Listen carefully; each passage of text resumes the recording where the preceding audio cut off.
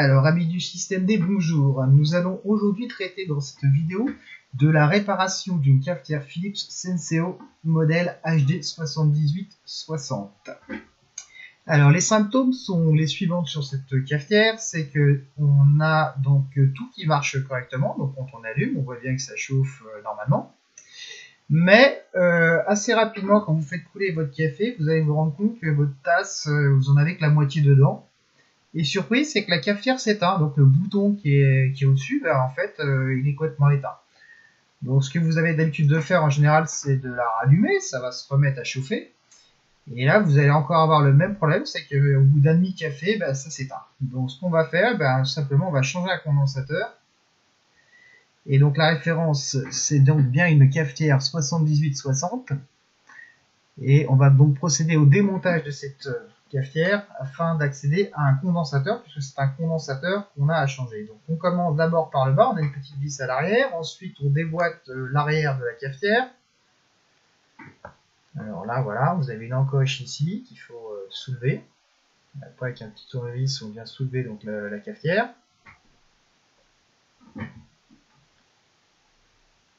Donc on commence toujours par le bas.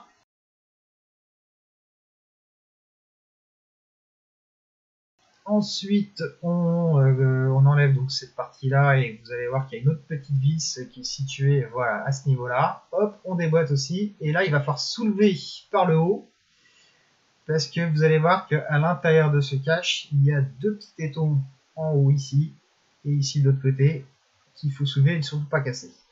Donc, une fois qu'on a ouvert le couvercle, on a encore un autre petit cache en plastique qu'on va soulever légèrement ici. En bas pareil, et on va enlever les petits fils qui sont coincés dedans, il y a un bleu et un blanc, voilà, qu'on met sur le côté. Et on retire ensuite le cache, et là, vous allez voir, il y a une pièce jaune sur votre carte, qui est donc ce fameux condensateur qu'on va changer. Donc pour ça, ben écoutez, on va simplement soulever la carte électronique, pour pouvoir accéder aux deux soudures du condensateur.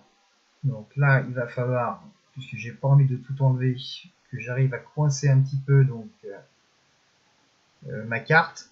Alors voici le fameux condensateur. C'était un jaune, je l'ai commandé sur eBay et maintenant ils en mettent un bleu. Et il vient se positionner ici, donc on repère bien les deux soudures.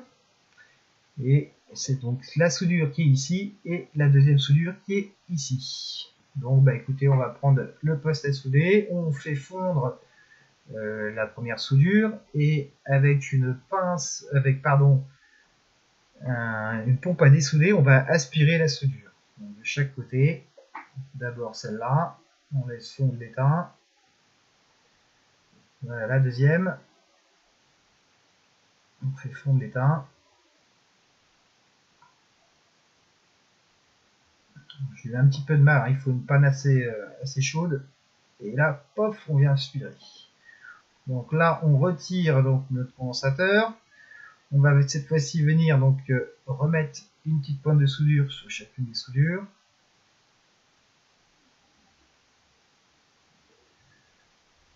Voilà, on va chauffer et on vient bien former notre soudure.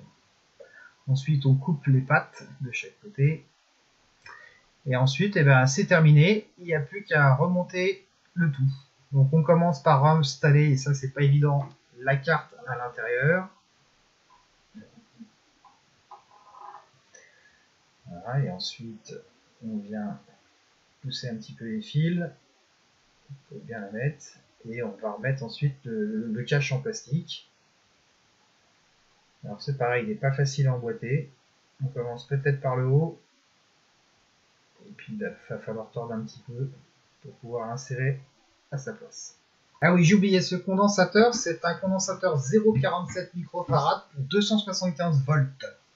Je ne sais pas si c'est un condensateur bipolaire ou pas, donc vous faites bien attention quand vous remplacez votre condensateur de bien le mettre dans le bon sens. Alors ça se trouve, il n'est pas bipolaire. Donc c'est fait, on remet donc cette fois-ci le fil blanc, là où il était, le fil bleu, et puis ben, il n'y a plus qu'à remonter le cache. Voilà, on remet les tétons du haut. Alors c'est pareil, celui-ci il n'est pas facile à emboîter. Voilà, donc le but c'est quand même de bien remettre les deux petits tétons en haut. On commence par le haut puisqu'on a commencé par le haut. On remet tout de suite, alors c'est pas évident non plus, il va falloir tirer un peu dessus le côté et après on vient tout remboîter. Hein, faut forcer un petit peu, mais si c'est bien mis, ça se remet correctement. Donc voilà, hop là, oui. Allez, on tire et on remboîte. Voilà, le plus dur est fait. Hop, on vient appuyer tout ça et il n'y aura plus qu'à remettre notre petite vis. Donc vous voyez, ça a été assez rapide, ça n'a pas pris beaucoup de temps.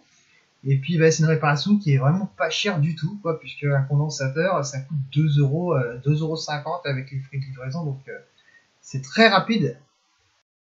Voilà, bon écoutez, hein, on va voir si ça fonctionne, hein, je remets tout. Alors je vais peut-être pas mettre une dosette dessus, on va faire couler simplement un café, voir si simplement ben, ça s'arrête à la moitié ou si ça va me finir par me faire un café correct.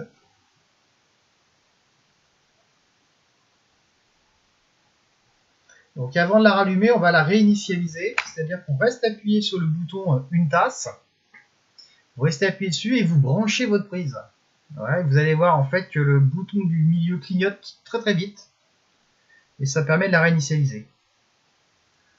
Voilà, on l'allume, voilà, on remet l'eau et cette fois-ci, test, tadam, ça marche. Donc je vais laisser couler pour bien montrer que la réparation est correcte.